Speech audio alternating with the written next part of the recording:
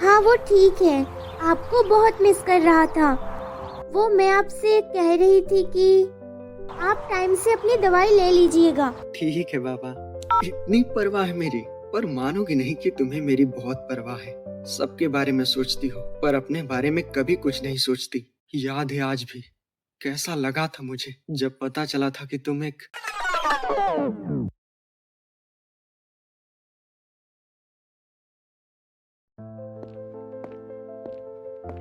दीदी देखो ना, ये रो रहा है। कब से मम्मा मम्मा लगा रखा है। अब तुम ही संभालो इसको। क्या हुआ बेटा, क्यों रो रहे हो?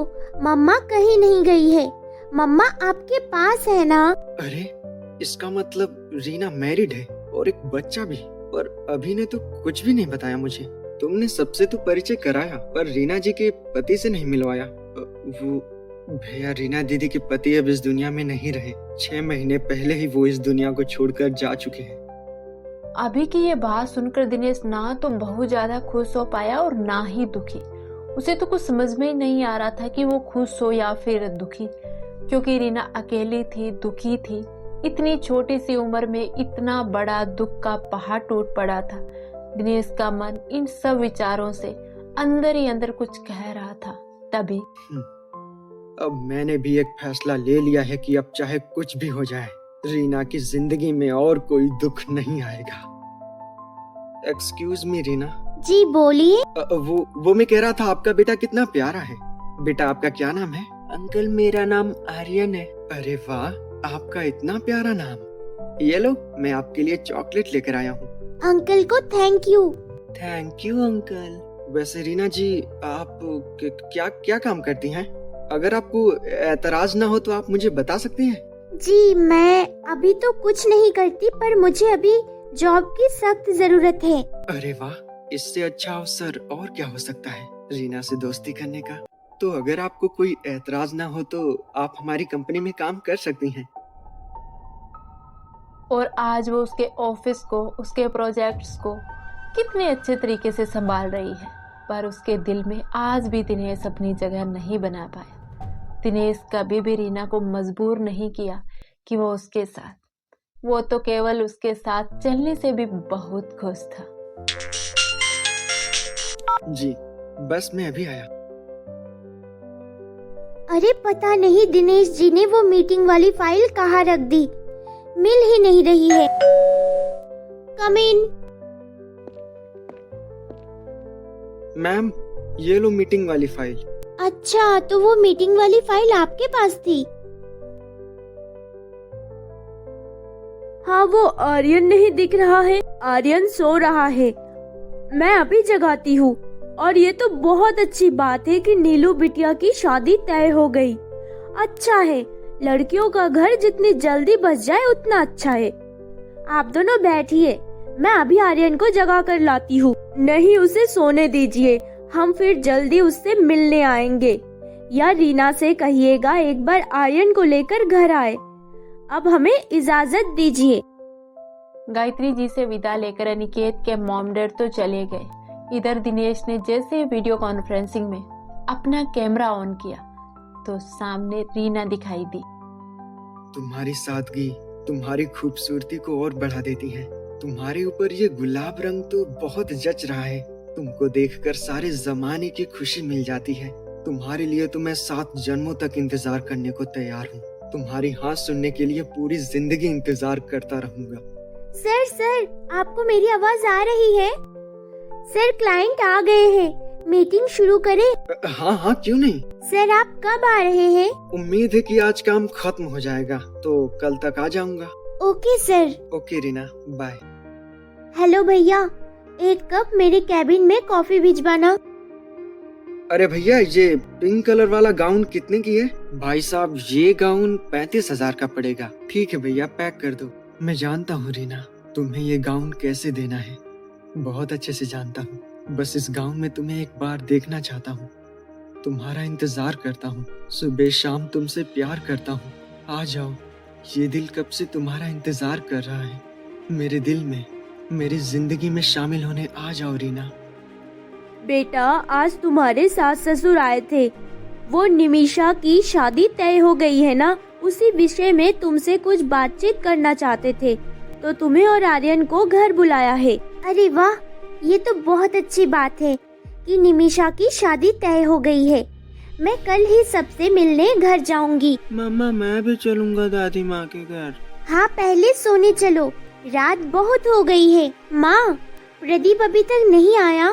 बेटा वो आज उसके किसी दोस्त की शादी है, तो उसे थोड़ा देर हो जाएगा। ठीक है माँ, आप सो जाओ। प्रदीप जब घर आएगा तो मैं दरवाजा खोल दूंगी। वैसे भी मुझे कुछ ऑफिस का जरूरी काम करना है। बस मैं आर्यन को सुला लूं। और हाँ, आप अपनी मेडिसिन लेना मत भूलना। हाँ, मेडिसिन ले लूंगी। मम्मा जैसे बुआ की शादी होने वाली है, वैसे ही आपकी शादी कब होगी? अरे मेरे नटखट लाल, मेरी शादी तो हो चुकी है ना तुम्हारे पापा के साथ, तो फिर अब दोबारा कैसे मेरी शादी होगी? पर मेरे पापा कहाँ हैं? वो तो सिर्फ आप फोटो में ही दिखाती हैं। जैसे सबके पापा होते हैं वैसे मेरे पापा कहाँ हैं? बेटा, कभी कभी भगवान को भी कुछ लोगों की जरूरत होती है, तो तुम्हारे पापा को भी उन्होंने अपने पास बुला लिया है। तो मम्मा भगवान जी से कह दो मुझे मेरे पापा वापस कर दें। मैं उनके साथ खुद खेलूंगा और खूब शैतानी करूंगा और उनके साथ बाइक पे घूमने भी जाऊंगा और खूब सारा बातें भी करूंगा। मम्मा मुझे नींद आ रही है। देखिए अनिकेत, आज आर्यन आपको कितना मिस कर रहा है। आप क्यों हम सबको छोड़कर चले गए? कैसे संभालो इसको? ये अकेले नहीं संभलता है मुझसे। बहुत कोशिश करती हूँ कि इसे आपकी कमी ना महसूस हो, पर ये नहीं कर पाती। कितनी खुश थी मैं आपका साथ पाकर। हमें आज भी आपके साथ बिताए गए वो सारे पल याद है। अरे 3 बज गए, पता ही नहीं चला। अभी सो जाती हूँ वरना मॉर्निंग में उठ भी नहीं पाऊंगी। कैसा है मेरा प्रिंस? अंकल आप कितने दिनों बाद मेरे यहाँ आए हो। आपको क्या मेरी याद नहीं आती? मुझे आपके साथ खेलना बातें करना बहुत अच्छा लगता है। मुझे भी आपकी बहुत याद आती है, पर क्या करूं, ऑफिस में इतना ज्यादा काम है कि समय नहीं मिलता। मैं ऑफिस के काम से बाहर गया था। देखिए मैं आपके लिए क्या लेकर आया हूँ। Thank you uncle, thank you so much, I love you. पता है मैं मम्मा से कब से कह रहा था, पर मम्मा मुझे लाकर ही नहीं देती। कैसे हो बेटा? इस बार बहुत दिन बाद आना हुआ। माफ कीजिएगा आंटी, आर्यन के कारण मैं आपका पैर। कोई बात नहीं बेटा, आप दोनों एक दूसरे से इतना प्यार करते हो तो मैं बीच में कैसे आ सकती थी। काश रीना इस प्यार को समझ पाती। काश आर्यन को हमेशा के लिए पिता के रूप में दिनेश का प्यार मिल पाता। आंटी बैठिए ना, आप क्या सोच रहे हो? कब से खड़े हो? अरे बेटा कुछ नहीं, बस ऐसे ही। तो ठीक है, फिर मैं चलता हूँ, मुझे ऑफिस में भी कुछ काम है। ठीक है बेटा। नहीं अंकल नहीं जाना, मेरे साथ आप खेलोगे। कितने दिन बाद आप आए और अभी जा रहे हो? नहीं आर्यन, मैं कल तुम्हारे पास आऊंगा, अभी मुझे थोड़ा काम है। आर्यन जिद नहीं करते, तुम्हारे अंकल कल तुमसे मिलने जरूर आएंगे। अब तुम इन खिलौनों से खेलो। Bye uncle.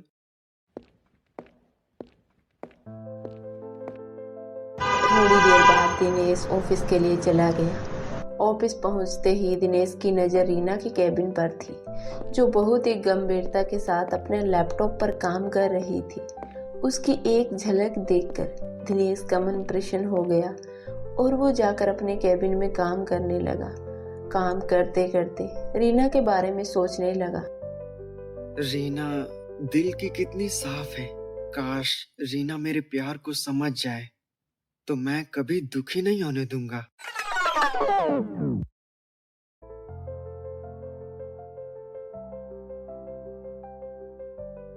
माँ, मैं सोच रहा था कि आप मेरी शादी के लिए बहुत परेशान रहती हैं, तो अगर आपको कोई प्रॉब्लम ना हो तो मैं रीना से शादी करना चाहता हूँ। पर बेटा वो तो एक विधवा है और उसका एक बेटा भी है। तो माँ, अगर वो एक विधवा है तो उसमें उसका क्या कसूर, और उसके बेटे का भी क्या कसूर? वो छोटी सी उम्र में उसे एक पिता का प्यार नहीं मिल रहा। पर बेटा ये समाज क्या कहेगा? माँ, ये समाज हमें रोटी नहीं देता, ये समाज सिर्फ कहना जानता है। मैं समाज की परवाह नहीं करता। जो भी कहता है कहने दो। ठीक है बेटा, तो फिर मैं गायत्री जी से बात करती हूँ। सर, इस फाइल में आपके साइन। दिनेश जी, आपका ध्यान कहाँ है? माफ करना रीना। हाँ बताओ, तुम क्या कह रही थी? सर, मुझे इस फाइल में आपके साइन चाहिए। मैंने तुमसे कितनी बार कहा यार कि कम से कम मुझे सर तो मत कहा करो, मुझे मेरे नाम से बुलाया करो अगर मुझे अपना दोस्त मानती हो तो। वो सॉरी सर, मेरा मतलब है दिनेश जी। अब इसमें सॉरी की बात कहाँ से आ गई? एनीवे, मैं फाइल देख लेता हूँ। क्यों मेरे कारण आप अपनी जिंदगी खराब कर रहे हैं, जबकि आपका कोई कसूर नहीं है? क्यों आप मुझे प्यार करते हैं? मैं तो अपनी जिंदगी किसी और के नाम कर चुकी हूँ। मैं आपके प्यार के लायक नहीं हूँ। आप बहुत अच्छे हैं। वो बहुत खुश नसीब होगी, बल्कि जिसके नसीब में आपका प्यार होगा। वेरी गुड रीना, तुम काम बहुत अच्छे से करती हो। मैंने इसमें साइन कर दिए हैं। थैंक यू दिनेश जी, मैं चलती हूँ। चलो, कम से कम आज तो तुमने मुझे मेरे नाम से तो बुलाया। अब मुझे पूरा भरोसा है कि एक दिन मेरा इंतजार जरूर खत्म होगा। ये आज मेरे मुंह से सर से दिनेश जी कैसे निकल गया? वो तो मेरे लिए सिर्फ मेरे बॉस है और कुछ नहीं। नहीं अनिकेत, मैंने उस मंडप में उस शादी के पवित्र बंधन में बंधते समय ये वचन दिया था कि आपके सिवा मेरी जिंदगी में कभी कोई नहीं आएगा। तो फिर मैं दिनेश आपको कैसे आने दे सकती हूँ? दिनेश को ही समझना होगा बस, और नहीं। अब मुझे ही कुछ करना होगा। दिनेश, आपको आगे बढ़ना होगा। आपको किसी और से शादी करनी होगी। मेरा प्यार अनिकेत के लिए था और हमेशा रहेगा। मैं किसी और से शादी नहीं कर सकती। रीना, तुम कुछ परेशान लग रही हो, क्या हुआ? मेरी परेशानी का कारण सिर्फ आप है। मैंने आपका क्या बिगाड़ा है जो आप मुझे मेरे हाल पर नहीं छोड़ देते हैं? आप क्यों नहीं समझते मेरी जिंदगी अनिकेत से शुरू होकर अनिकेत पर ही खत्म होती है। उनके सिवा मेरी जिंदगी में कभी कोई नहीं आ सकता है। फिर क्यों आप मेरी जिंदगी में आने की कोशिश कर रहे हैं? आपको पता है, मैं घर में माँ, ससुराल में अम्मा, बाबूजी, आपके दादाजी सब यही चाहते हैं कि मैं आपसे शादी कर लूं। पर उस रिश्ते का क्या फायदा है जिसमें मैं आपको कोई सुख ना दे सकूं? दिनेश जी, आप कहीं और शादी कर लीजिए और मुझे मेरे हाल पर छोड़ दीजिए। मैं आपके सामने हाथ जोड़कर प्रार्थना करती हूँ। रीना, तुम परेशान मत हो। मैं अच्छी तरह से जानता हूँ कि तुम अनिकेत से बहुत प्यार करती हो और तुम्हारी यही बात मुझे तुम्हारी इज्जत करने पर और मजबूर कर देती है। जिस तरह अनिकेत तुम्हारे दिल में है, उसी तरह तुम मेरे दिल में हो। तो दिल में किसी और के लिए कोई जगह ही नहीं बची। मैं किसी और को भी कोई भी खुशी नहीं दे पाऊंगा, तो मैं क्यों उसकी जिंदगी बर्बाद करूं? हाँ, पर मैं इतना जरूर कर सकता हूँ, आज के बाद तुम्हें मेरी तरफ से कोई भी परेशानी नहीं होगी। ना तुम्हारी माँ तुमसे कुछ कहेगी, ना मेरे दादाजी और ना ही अनिकेत के माता पिता कुछ कहेंगे। मैं बस इतना चाहता हूँ कि तुम खुश रहो। और हाँ, आर्यन से मिलने से मत रोकना, क्योंकि उस बच्चे से बहुत प्यार करता हूँ। हाँ माँ, बोलो, क्या हुआ? क्या? कैसे? मैं बस अभी आ रही हूँ। क्या हुआ रीना, सब ठीक तो है? क्या हुआ, तुम इतना घबरा क्यों रही हो? और किसका फोन था? दिनेश जी, वो आर्यन, मुझे हॉस्पिटल जाना है तुरंत।